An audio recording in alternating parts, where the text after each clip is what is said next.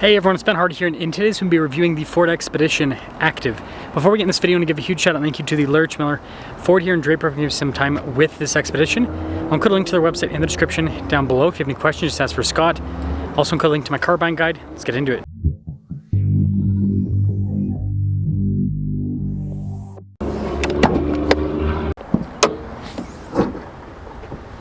Under the hood we have a twin turbo 3.5 liter V6 that goes through a 10-speed automatic transmission. Fuel economy is 15 around town, 22 on the highway, with power outputs being 400 horsepower and then 480 pound-feet of torque. Before I move forward with this review, I do want to mention if you want to see more videos just like this, then I recommend you subscribe because I post content every single day. So the hood is raised there on either side. You got the Expedition logo there, front and center. You got the new style of headlights, and then notice the grille's all blacked out. You do have the Ford logo that's normal though. Parking sensors there at the bottom, and so for kind of more of an entry-level package, still looks good. Our tire wheel setup is 275 by 60 by 20, and you can see with the wheels you got the silver with the metallic gray, and then no fender flares or anything like that, but we do have fixed side steps with this one, and this one's just the standard Expedition. It's not a Max, so it's the Tahoe version. Now taking a look at the key fob, we've got our lock and unlock, remote start, we got the opening for the hatch, Ford logo there on the back. Press that a couple times, then it'll pop it open. The new Expedition comes with a tailgate, which is always a nice feature to have. It is power in this version. Got a 12 volt, and then we have a full outlet here in the back. And then you notice for the seats, third row you can raise and lower with power. Second row you can only lower with power, but still a nice feature to have in this price category. And then in terms of space overall in the back, again, Tahoe size, so good, but not as good as the Max version. Now taking a look at the taillights, you can see how they kind of arc down. We've got the Expedition logo here. Active there on the side, parking sensors at the bottom. And yeah, the two-tone appearance, I think that it's definitely something to get used to. And then this leads us inside where we've got this nice soft touch trim that goes all across, more up top as well. We got a bunch of storage down below. And then the Activ actually comes with nice seats. Look at the trim here. You've got your adjustment there on the side. Getting in's pretty easy. They do give you a grab handle to help out. Now I can adjust the seat backwards if I want more space. Overall the legroom's good. Got some storage pockets here. USB port. Cup holders. We've got our own climate zone as well. And this one's got caption chairs, so you've got a little pass-through here in the center to the third row that also has the nice seats, and you can fit adults in the third row because it's a big full-size SUV, and third row passengers do get vents up top as well. This leads us up front where, see again, we've got more of that soft touch down below as well. All of the window controls are automatic. The mirrors power fold in. Blind spot warning with the mirrors too. If you're wondering, payload is 1360. And here's the front seat. More of that nice trim, power adjustments just there on the side, and this does have four-wheel drive, high, low, auto, as well two-wheel high, which is definitely nice. Then you got more nice trim on the dash, and we'll start it up. So yep, it does have the funky steering wheel shape, but controls on it are pretty standard. You've got adaptive cruise control on the one side, and then you have adjustments on the other side. So for example, if you want to adjust the steering wheel up and down, that's one of the features. So it's kind of like a multifunction control. And then there is just nice trim all around on the steering wheel. Digital gauge cluster here up top. And I mean, it's kind of like a solution for having a heads-up display, kind of like minimizing things. Instead of having like a gauge cluster and a heads-up display, you have the big screen here on the dash, which is further away. And then it also displays more information on the side. You can customize what it shows there information wise, but kind of view this as like a giant heads-up display gauge cluster all mixed into one. This also comes with a 360 camera system, good resolution throughout.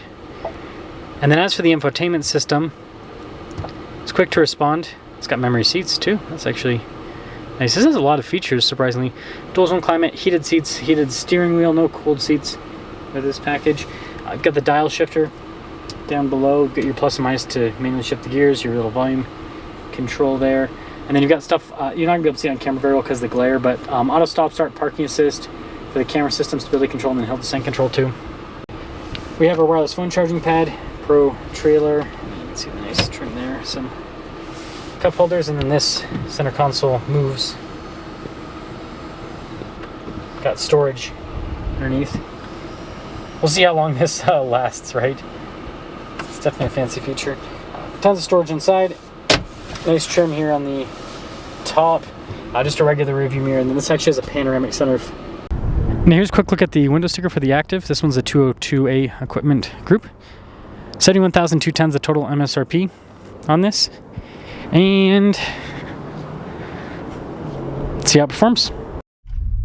Well, let us set off in the Expedition Activ. I think this is pretty good value-wise in terms of what they are offering compared to other manufacturers at this price point. At least it seems that way. This new steering is so strange. And to adjust the steering wheel, I've got to go click here. Wait. No. Yeah. Okay, there we go. Isn't that weird? Isn't that weird? And like I said, it's kind of like a heads-up display mixed with the screen, so yeah, both functionality built in.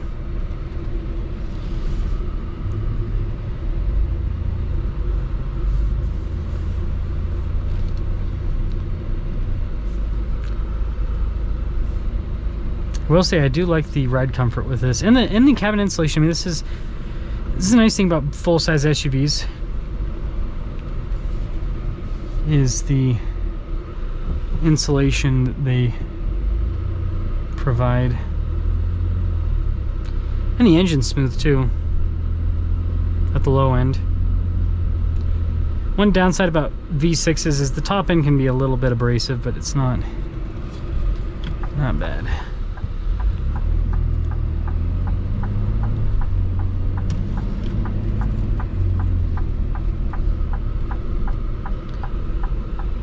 These seats in the Activ are also comfortable, and they'd be easy to clean because they don't have any perforations or anything like that.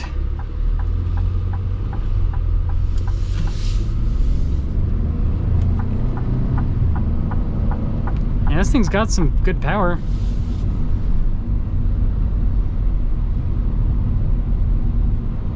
It's not bad at all.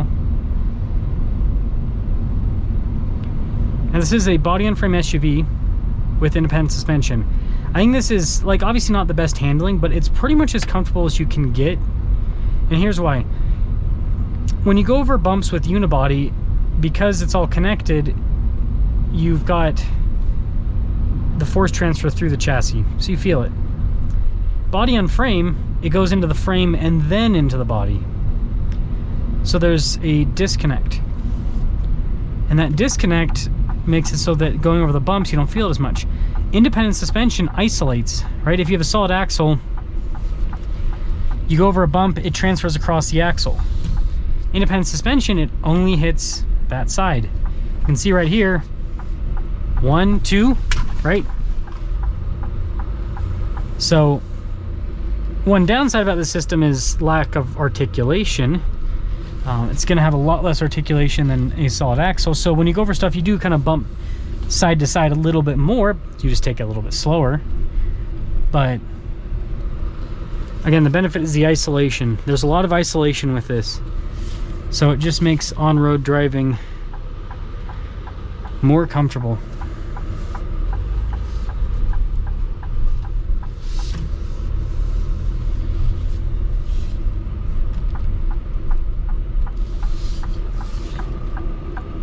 The torque that this engine provides is very good. Hey, look at this.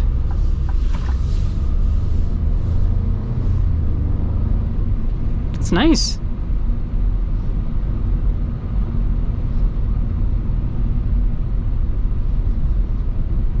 So I do think that Ford's offering a pretty good value with this. I mean, it's still $70,000. It's a lot of money, but you just got to compare it to the rest of the segment. Compared to the rest of the segment, I do think that the value here is pretty good, getting the 360 camera, the heated seats, the soft touch seats, getting the panoramic sunroof.